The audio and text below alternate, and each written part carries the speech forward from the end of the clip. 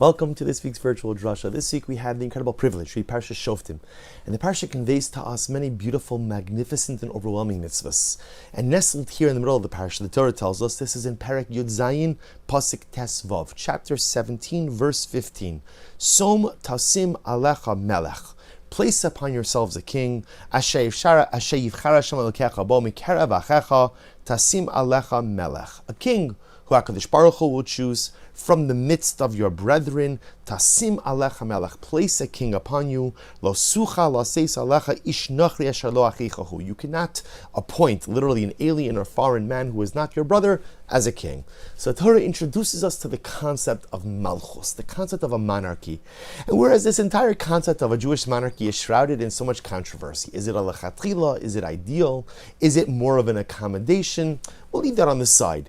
The point is that HaKadosh Baruch Hu tells us there's going to come a point in time where you're going to want a king. You're going to be a nation in a land, and you're going to want a monarchical structure like the nations you see around you. And therefore HaKadosh Baruch Hu says, okay, if you need to have a king, here's how you have it. And the Torah goes through, actually the halacha goes through incredible detail in terms of who is fit to be the king, what are the limitations of the monarchy, recognizing that the king is not above the law, the king is not above Torah, the king ultimately again is HaKadosh Baruch Hu's servant in this world, the king is HaKadosh Baruch Hu's agent to help steer the Jewish nation in the right way. What the Mefarshim pick up on is the lashon of Som Tasim Alecha Melech. Literally, it doesn't just say Som Tasim Melech, right? But rather Som Tasim Alecha. Place for yourselves a king upon you. And it is here the Mefarshim recognize that at the end of the day, the Torah is telling us, when does a monarchy work? A monarchy works when the subjects, when the constituents, when the flock give themselves over, are machnia, humble themselves before the monarchy. If you think you're an equal to the king, it doesn't work, because obviously you're not going to respect his authority. Som tasim alecha melech.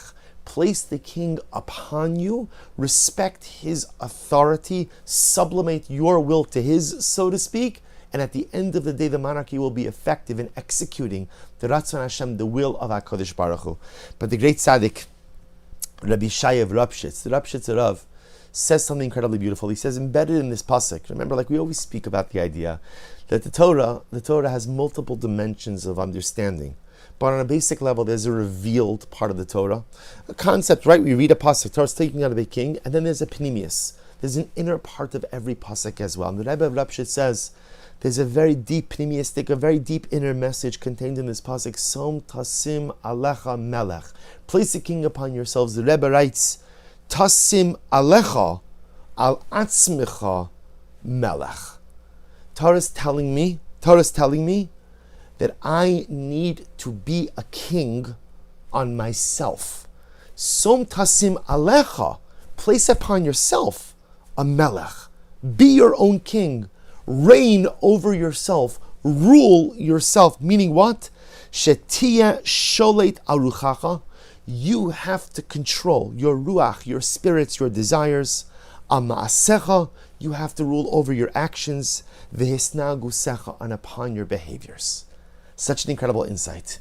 And what a beautiful additional dimension to this mitzvah melech. Som tasim alecha melech doesn't just mean place a king upon yourself being the nation.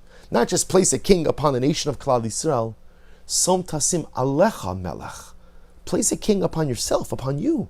And who's the king on you? Who's in charge of you? The Rebbe of Rapshitz says, who's in charge of you?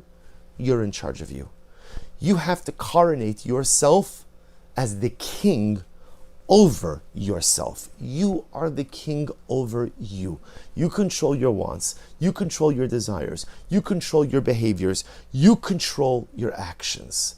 The Rebbe is teaching us such a profound idea. You know, in life, we often spend so much time focusing on the things that we don't control. We've spoken about this so many times in the past, right? And the truth is, because often the things that we can't control, for many of us, are an incredible source of anxiety, difficulty, despair, sadness, and they're often important things, really important things. And I can't get over the fact that I don't have the reins over these really important things in life. And it's true. It is a source of anxiety. It is a source of despair. We're not trying to in any way minimize or relegate that to a tier of lesser importance. But the Rebbe says, what about the things that you can rule over? I am a king. Each of us is a king over certain things in our life. But so often we're focused on the things that we don't control, that we just seem to ignore the things that we do control. I control how I talk. I control the words that come out of my mouth. I am the melech over my speech. I am the king over my reactions. People say stuff and do stuff and act in ways that irks me, that upsets me, that offends me all the time. I am the king over my responses. We are not malachim, we are not angels, and as such, we have desires, we have wants, we have proclivities, we have inclinations, each and every one of us. You know, sometimes we think that because we have desires for things that are wrong, there's something that's broken inside of us. It's not true. If I have desires for things that are wrong, that just means that I'm a human being. I'm just a person, I'm just a man. I don't often have control over what I desire, but I have control. I am the king if I go ahead and fall prey to those desires. If I give in to those things, that's a sign of weakness. As king, I may not be able to control what I desire, but I have the absolute ability to control whether or not to act on those desires. Som tasim alecha melech. Make yourself a king, coronate yourself as a king over you. No one controls you but you. What a profound lesson. What an incredible insight. As Klal Yisrael is looking for a monarch, as Klal Yisrael is looking for someone to sit on the throne, to rule over them, to usher them into an incredible time of prosperity and peace and hatzlocha and success, all these beautiful things. Because Baruch says, by the way, when you're looking for a king to sit on top of you, just understand, anoint yourself, coronate yourself to be the king of you. And what an incredible lesson to contemplate as we head into Chodesh Elul.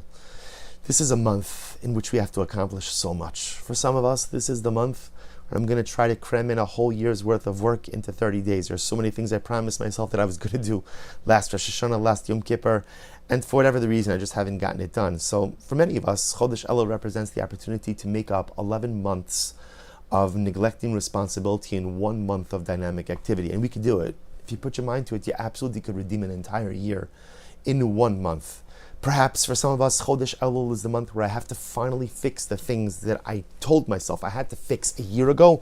I didn't get around, quote unquote, didn't get around to it for whatever the reason. But I said, now I'm going to fix it. Now I'm going to do it. We all have different things we want to accomplish during this last sacred month of the year. But what I would share is, perhaps part of our avodah for Chodesh Elul is to take the reins in one area of life. Whether we recognize it or not, all too often, we like to delude ourselves into thinking that we're not in control. I've got a whole list of people who are really in control of why my life is the way that it is. My mother, my father, they did this, my teacher did this, my Rebbe did this, my Rebbe didn't do this, whatever it might be, my spouse, my children. And so I have all of these reasons why I don't have the reins of my life. But says the Rebbe Blabshitz, it's not really true. Som tasim alecha melech. Maybe you're not the king of every area of your life, but each of us have many areas over which we do exert monarchical control.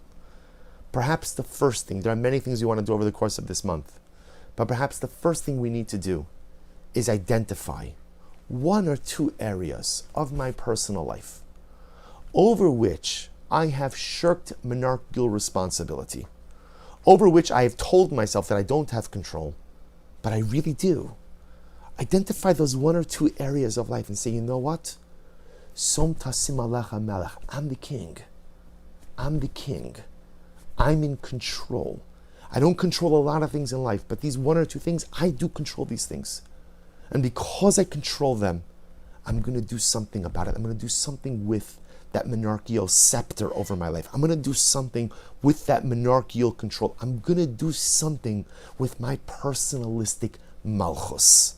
Don't identify 5 areas. Don't identify 10 areas. 2 areas of life over which, in a moment of brutal personalistic honesty, I admit I control it.